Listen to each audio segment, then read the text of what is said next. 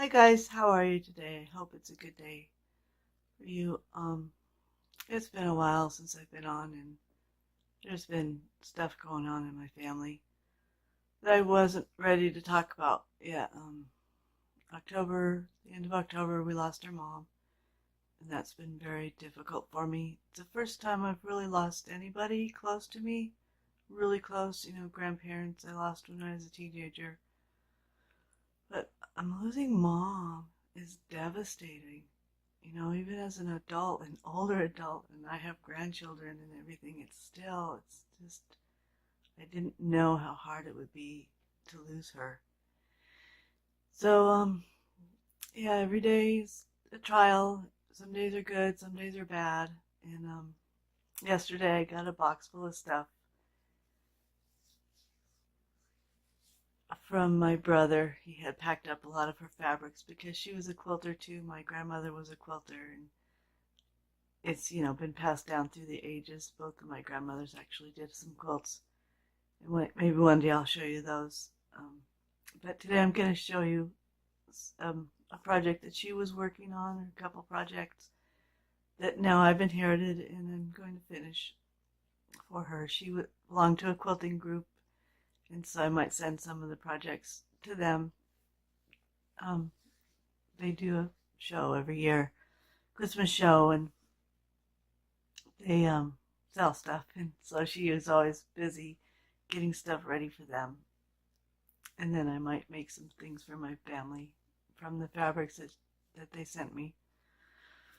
So behind me you'll see on the wall crazy quilt blocks, and that's a project that I started a while ago, and then I actually sent her a square to embroider for me because she does a beautiful embroider work.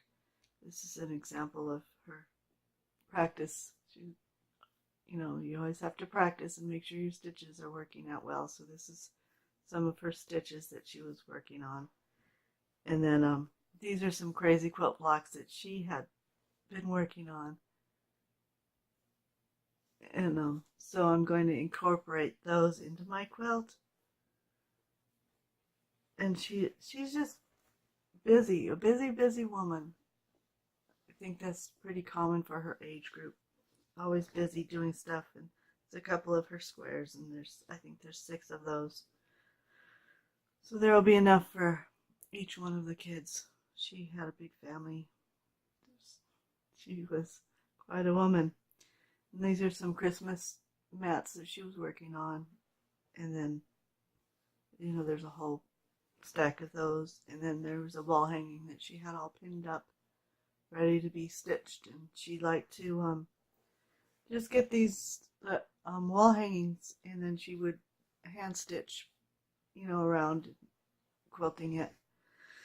And that's what she did. And this is a quilt that they included that she had it's just fabric that she had tied together and put a binding on. And I'm not sure what she meant with this, so I might send it to my sister for her first grandchild. And I might just keep it around here. I'm not sure yet. I'm going to ask the rest of the family, what she might have been intending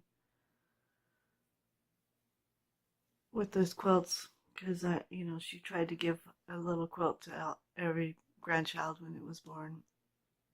And my grandmother made quilts for each of her grandchildren when they graduated from high school. And my mom did that for each of her grandchildren too. So it's a big legacy to live up to, but it's an honor too to be a quilter among a series of quilters.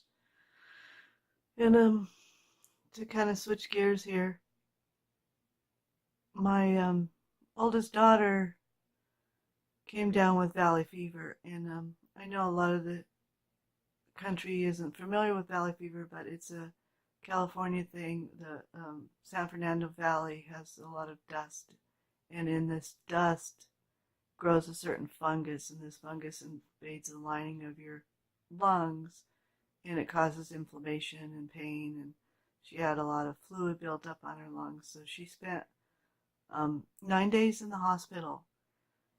just trying to get her where she could breathe again and to get things calmed down enough so that she can function.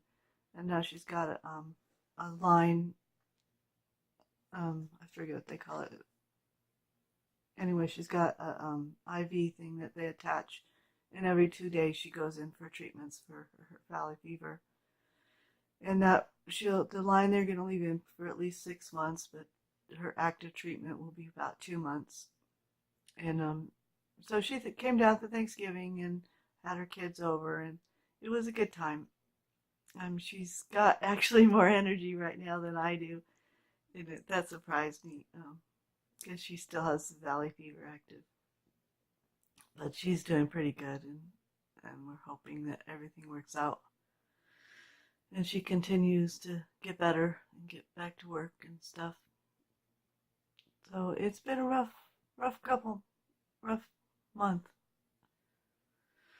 So hopefully things will improve with the holidays coming up and I can finish some of these projects that my mother started before then and figure out what to do with them. So I hope you guys are well. I hope everything's going well for you. Please leave comments. Thanks for watching. Toodles.